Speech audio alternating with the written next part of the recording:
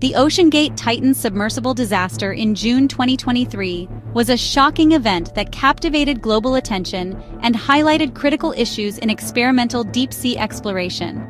On June 18, 2023, the Titan, a submersible operated by OceanGate Expeditions, embarked on a dive to the wreck of the Titanic in the North Atlantic Ocean. Aboard were 5 individuals: OceanGate CEO Stockton Rush, British billionaire Hamish Harding, French deep-sea explorer Paul-Henri Nargeolet, Pakistani businessman Shahzada Dawood, and his 19-year-old son Suleiman Dawood. The Titan began its descent, expected to take about 2 hours to reach the Titanic wreck at a depth of approximately 3,800 meters, 12,500 feet. About 1 hour and 45 minutes into the dive, communication between the Titan and its mothership, the Polar Prince, was lost. When the submersible failed to resurface at its scheduled time, an international search and rescue operation was launched, involving vessels and aircraft from multiple countries. The world watched anxiously as the race against time began, fueled by estimates of the submersible's limited oxygen supply. On June 22, after 4 days of intense searching, a remotely operated underwater vehicle, ROV, discovered a debris field approximately 500 meters, 1,600 feet, from the bow of the Titanic.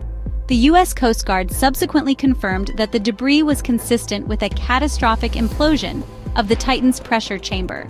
It was later revealed that the U.S. Navy had detected an acoustic signature consistent with an implosion shortly after communications were lost on June 18, suggesting that all 5 occupants had died instantly due to the immense pressure at that depth. Lessons from the accident. The OceanGate disaster exposed severe shortcomings in safety protocols, regulatory oversight, and the balance between innovation and established safety standards in extreme environments. Lack of certification and regulation. Perhaps the most prominent lesson was the Titan's deliberate avoidance of certification by established maritime classification societies.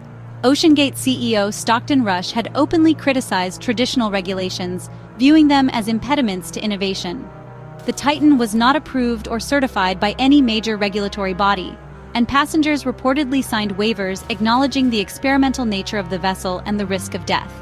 This tragedy underscored the vital role of independent third-party certification for vessels operating in high-risk environments. Unconventional design and materials.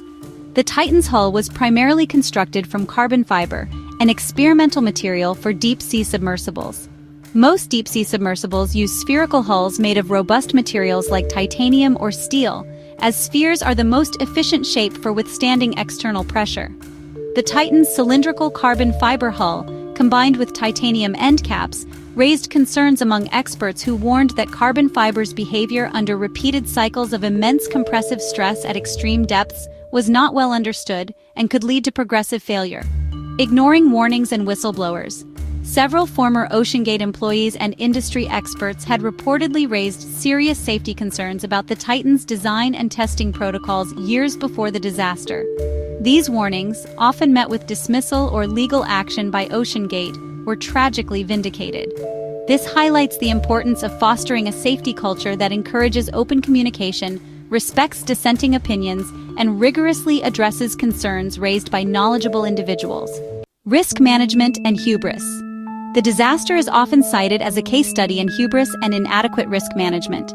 Despite the unprecedented risks involved in deep-sea tourism to the Titanic wreck, OceanGate appeared to prioritize speed and novelty over established safety engineering principles. The use of off-the-shelf components, including a video game controller for steering, further fueled concerns about the vessel's overall robustness. The balance between innovation and safety. While innovation is crucial for pushing boundaries, the Titan disaster served as a stark reminder that in life-critical applications, innovation must be tempered with rigorous testing, adherence to safety standards, and independent oversight. The drive for disruptive innovation cannot come at the expense of human lives. The OceanGate disaster led to immediate calls for stricter regulations and a re-evaluation of safety practices in the niche but growing industry of deep-sea tourism and exploration. It served as a tragic, undeniable lesson about the consequences of cutting corners when operating at the extremes of human endurance and engineering.